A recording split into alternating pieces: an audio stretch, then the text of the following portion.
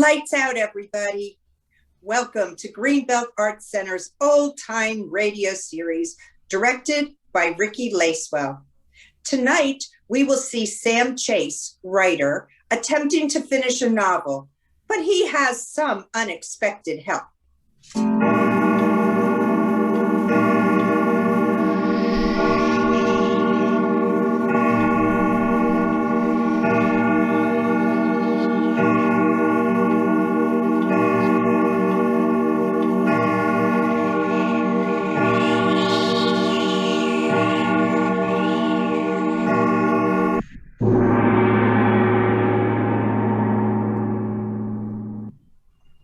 A footstep sounded in the stillness of the empty room.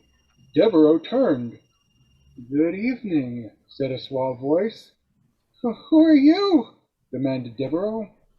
"You don't remember me?" said the suave voice mockingly. "You can't be Harvey Kerrigan," gasped Devereaux. The other laughed. "I am Harvey Kerrigan, in the flesh," he said. Devereaux reached for the telephone. "I wouldn't touch that if I were you," warned the man who called himself Kerrigan. He stepped to the wall and flicked on the lights. Their radiance flooded the room. Devereaux noticed that his adversary was weaponless. "And that's where I'm stumped." "How come, Sam?" "I don't know how to kill the guy." Have him shoot him. "Nah, I can't." In the chapter ahead of this one, Kerrigan tells his friends that he's going to kill Devereaux. And as Kerrigan starts up the elevator to Devereaux's office, his well-meaning friends take his gun away from him. And his pocket knife, even. He hasn't got a weapon of any kind. Mightn't they have missed something? What, for instance? Might have had a sawed-off shotgun up his sleeve. Nuts. How about a blackjack? No. Why? Well, I want bloodstains, see? Oh, well, wouldn't there be a paper knife or something on the writing guy's desk? Nah, I made it clear that Devereaux always wrote in longhand, in a bare room like this one, with nothing in it but a table and a chair. Well, couldn't he stab the guy with a pen? He uses a pencil. Huh. Throw him out the window? No, that won't do. This guy Devereaux is an odd sort of bird. His windows are nailed down in his penthouse room, see? He's a nut on soundproofing. Has to concentrate, he says. Come on, think of something. I got nothing. I don't know. I've got to get something. Some way for Kerrigan to murder Devereaux so there can be bloodstains. I give up. Well, let's have a drink and see if we can get some inspiration, huh? You birds are no help at all. Go on. Mix yourselves a drink. I'll see what I can do, but for the love of Mike, think about this thing, will ya? I need help. Come on, bud. Let's go see if we can mix up an inspiration. Everything to drink out in the kitchen. Go ahead. Bring me one when you come back. All right. What do you want? Anything. We'll bring you iced tea. You bring me iced tea and I'll make you drink it. Mercy, mercy, massa.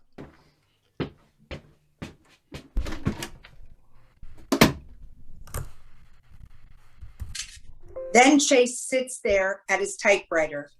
He hits a few keys, grumbles, and X's it out. A little more silence, and he starts again, and then stops and X's that out. He starts again in a moment, more confidently this time. Writes several words, then pauses, says, "Damn it," and X's that out too. He then sits there in silence a moment, and the door opens.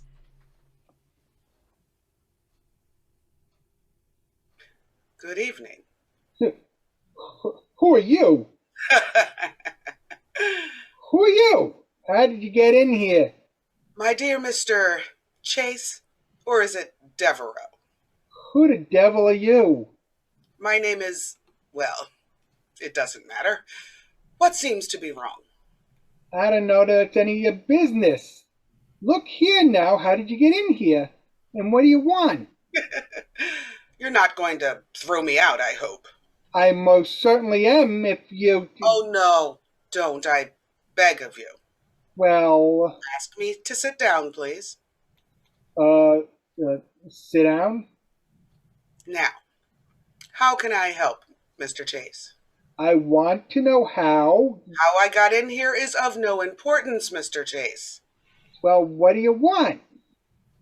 Don't you want some help? Are you a friend of Bud Taylor, Don Stewart? I've never heard of them. Well, I'm sorry, mister. I'm trying to finish a mystery story that I promised a publisher for a week ago. So if you'll excuse And you're me, having some difficulty in getting rid of one of your characters. how did you know that? I found out. So I see. If you'd read me what you have there in your typewriter. Listen, my friend, I'll make you a proposition. If you can show me the way to get out of this jam I've written myself into, I'll pay you. I don't want to be paid, Mr. Chase. I'll pay anything in reason. Suppose you read that last paragraph to me then. Well, who the devil? Oh, all right, listen. A footstep sounded in the stillness of the empty room. Devereaux turned. Good evening, said a suave voice. Who are you? Demanded Devereaux. You don't remember me? Asked the suave voice mockingly. You can't be Harvey Kerrigan, gasped Devereaux. The other laughed. I am Harvey Kerrigan, in the flesh, he said. Devereaux reached for the telephone. I wouldn't touch that if I were you, warned the man who called himself Kerrigan. He stepped to the wall and flicked on the lights. Their radiance flooded the room. Devereaux noticed that his adversary was weaponless. And that's all. What are you laughing at? Look here now, I'm gonna call the... I wouldn't touch that phone if I were you. What? You? What do you mean? Wait till I turn on, flick on, I believe, the lights, Mr. Chase. Who are you? My name, Mr. Chase, is Harvey Kerrigan.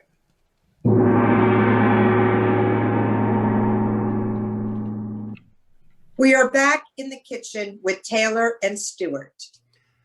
An old-fashioned, eh? Yeah, why not? Give me a lump of sugar. 3 if we're all going to have one. Well, here's the bitters, too. Good. Got any ideas for Sam's story?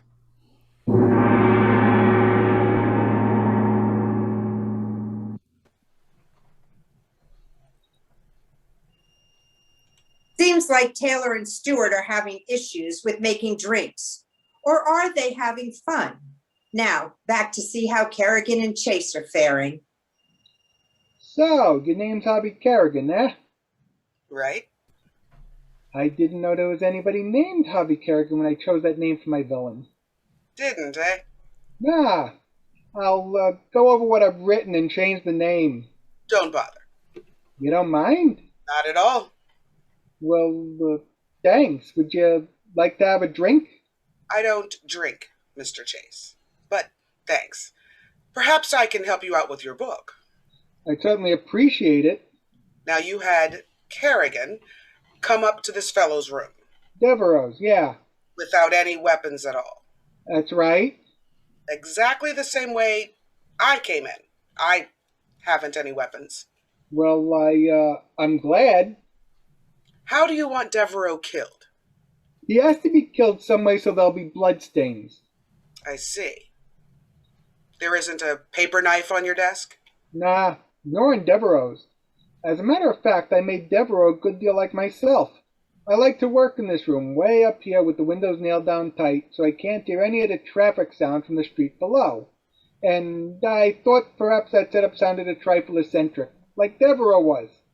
So I just used myself as a model for the chap. I see. Well, you have a kitchen here. Yeah? Bud Taylor and Don Stewart are out there now, mixing a drink. Couldn't Kerrigan have gone to the kitchen and got a butcher knife? No, Why not? because all the doors from this room have spring locks on them, which can be opened only by pressure of this button on my desk. But what about your friends out in the kitchen? How will they get back in here? Knock on the door and I'll press the button. But in the story, there was nobody else in the penthouse when Devereaux was killed. Well, you've made it rather hard on yourself, haven't you? I'm beginning to believe I made it impossible. Oh, no, not impossible. We'll just have to think a moment. That's what I've been doing for a week. And getting nowhere. Right. Well, isn't it reasonable to believe that your character, Kerrigan, sat also and talked with his victim for a while, whilst his mind wrestled with the problem of how to murder Devereaux? Probably. But he couldn't have wrestled with it as long as I have. No, that's right. How do you picture Devereaux, Mr. Chase? Well, a great deal like myself, I'm afraid.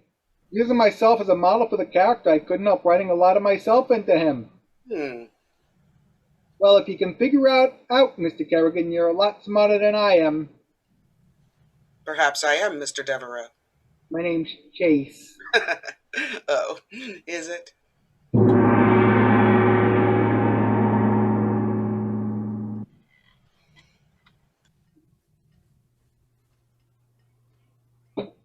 Squirt a little soda water on the sugar. Did you put the bitters in? I will now. Now, put the soda water in, and then look for some lemon peel, will you? Have I got to do all the work? He pours soda water into the 3 glasses. I wish I could think up an idea for Sam's story.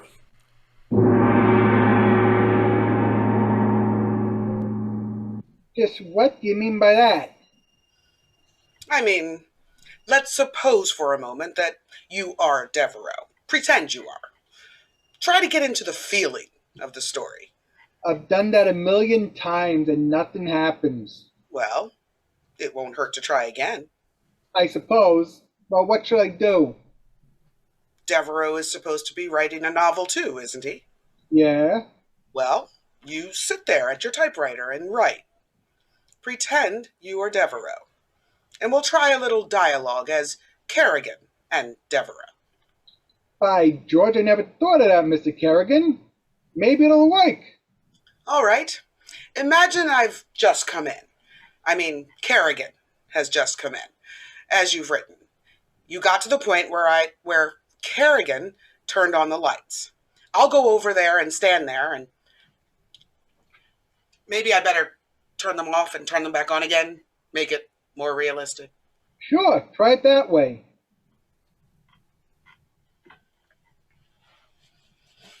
Off. All right. They're off. Now, ready? Got your lines? Go ahead. Right.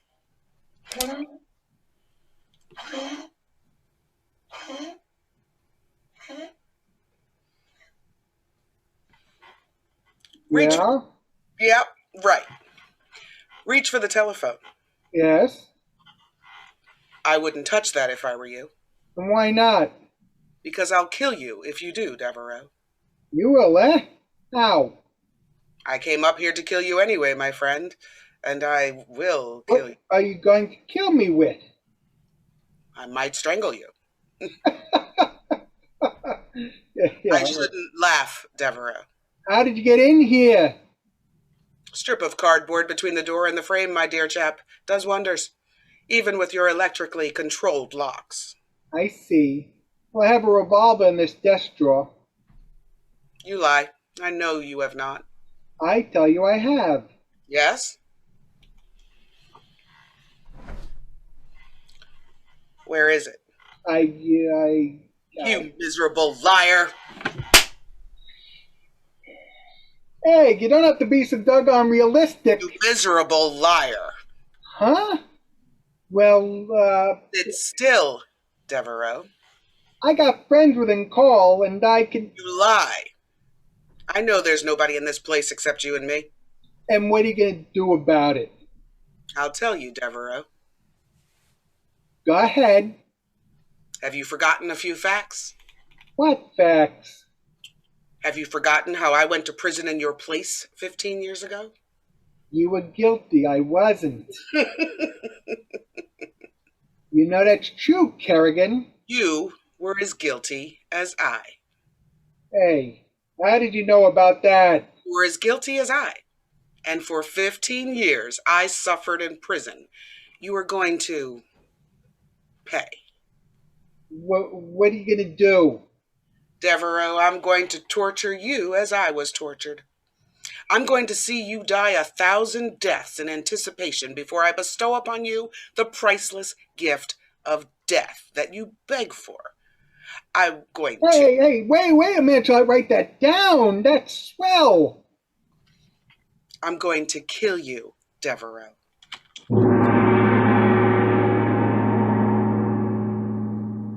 Well, Kerrigan. Well, while they decide what's going on, let's see how Stewart and Taylor are doing. No. Don't put the lemon peel in so I get the sugar crushed. That's it. Cut it long. How much do you put in an old-fashioned? A piece about 2 inches long in each one. Think of an idea for Sam's story yet?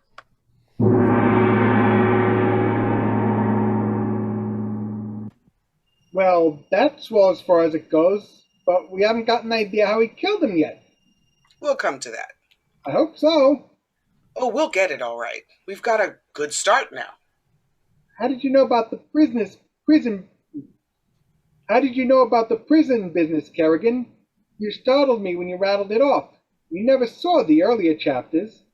You've been sending it down chapter by chapter to your publishers, haven't you?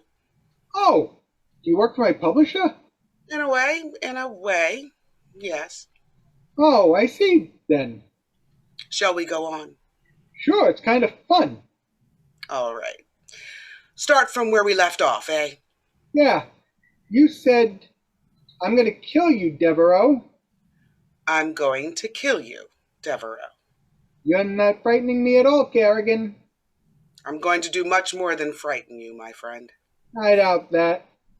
You'll beg and scream for death before I'm done with you. I've 15 years of heck to pay for, and I'm going to do it. Would you mind informing me just how you're gonna murder me? In a very, very horrible way. Yeah? You thought I'd die in prison. You thought I'd never get out. You bribed and lied and swore false oaths. You're very dramatic, Kerrigan. I would advise you, Devereaux, to spend your few remaining moments in prayer rather than in bandying words with me. I say, you really should be an actor, my dear fella. Yes, but I was a convict, a felon, an outcast for all the best years of my life. And now I'm going to play a new part. And that is? A murderer. Delightful. Rather, an executioner. For if ever a man deserved to die, you, Devereaux, are he. And die you shall. I suppose you know you're not frightening me in the least, Kerrigan. No. But I shall frighten you before I'm done. I doubt it. We shall see. First, before I kill you, though, I want money. I have no money. Liar.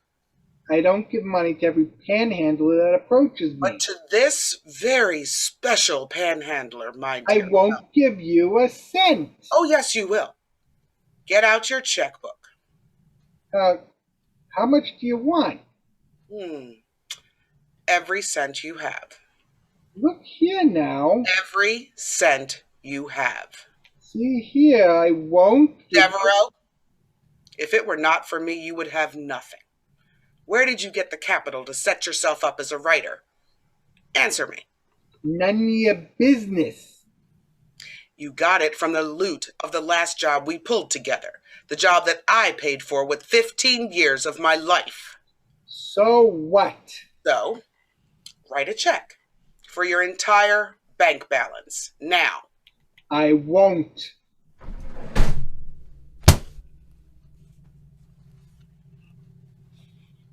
There's your checkbook. I won't write it. You will. Now. Well, if I do, will you promise to go away and not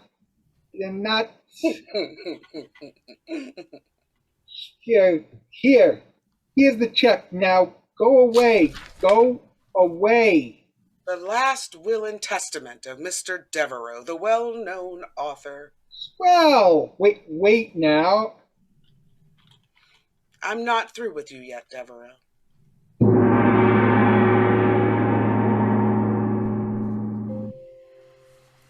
Shall I use the jigger or the little end of the gadget? Use the big end. Make them good and strong. We've got to get some inspiration. I'll do it. You get some ice and see if there are any more maraschino cherries in the icebox. If you wouldn't talk so much, I could think up an idea for Sam's story. Maybe.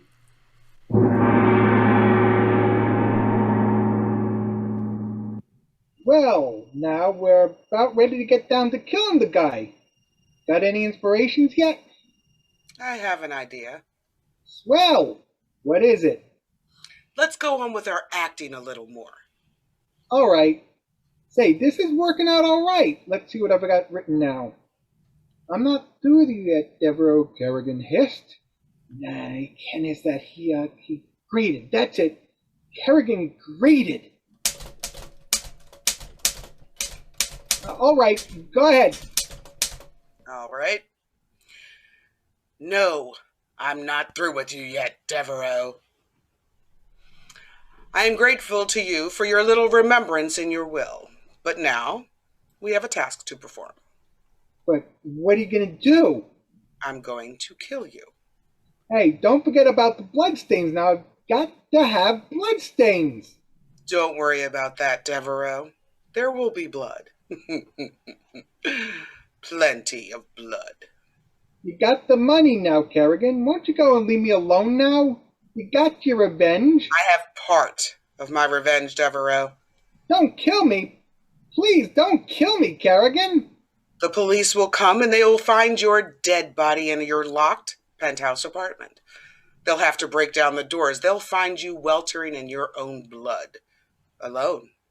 And they'll wonder who murdered you. Don't forget about fingerprints, Kerrigan. What do I care about fingerprints? By the time you are missed and the police called and your apartment broken into, I'll be in South America in some forgotten little town, a new man. And then, the south of France and Leisure. Devereaux, the novelist. You'll never get away with it, Kerrigan. Think not? You can't get away with murder. You almost got away with it, didn't you, Devereaux? You thought I would die.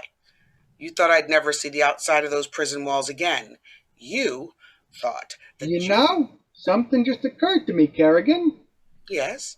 I might murder you. You? Perhaps I will. And how will you murder me, my friend? I don't know, but as big a man as you, and I... Forget. I slaved in a prison for 15 years. Good, hard manual labor, Devereaux. The judge said 15 years at hard labor, and well, it was. You would stand no chance at all with me. I wonder. I warn you. It could be worthwhile. I could live on happily with my money that you take. Your money? That was my money, every cent of it. Money that you stole from me. 15,000 of it was, Kerrigan, and the check is for 100,000. We'll just call that interest, shall we? It's a lot of money, Kerrigan. You and I, together in that little place in South America, we could live well. But you are going to die. No! I say you shall. How? Remember the blood now? I am not forgetting the blood, Devereaux. I'm not forgetting the blood. Hey, that's good enough. Hold it. I'm not forgetting the blood. I'm not forgetting the blood, Devereaux.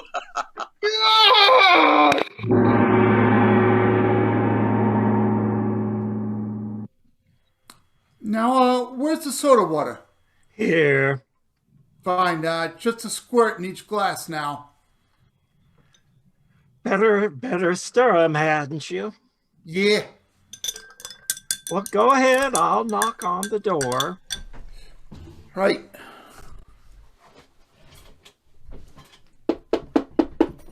They start towards the door.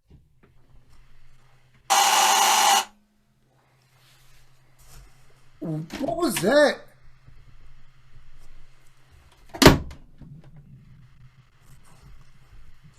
Oh, who was that? I thought I saw somebody go out the door. You're nuts. Hey, Sam, Old Fashioned's coming up. Where is he? Sam? Turn on the lights, bud. Yeah. Hey, look. What? Sam got an awful lot done while we were in there mixing drinks. Look at the pile of pages. Huh. How the dickens could he have done that? He must have, though somehow, this is page 256. He was on 231 when we left, I remember. But look, we were only 3 or 4 minutes mixing the drinks. Hey, Sam, inspiration. Where could he have gone? Bud, for the lover. Hey, look here. He finished it. Finished what? The story. Look, the last page here. I'll be. Listen. I say, you shall die, screamed Kerrigan. Devereaux writhed in horror as the other's face was thrust into his own. No, no, no, he screamed. Devereaux chuckled again. You shall die, he said. Devereaux fell, clutching fingers at his throat. He tried to scream out again, but it was too late. Great fangs met in his throat, and the bright blood. My Lord! Boy, he sure got a payoff, didn't he? Whew! Ugh, terrible. Hey, Sam! This is a knockout! Sam! Bud, Huh? look. Behind that chair. What? A foot. It's sticking out. Oh, gosh. What can it... They hurry over to the chair, and what do they see? Sam! Blood. Bud, look at his throat. It's all torn out.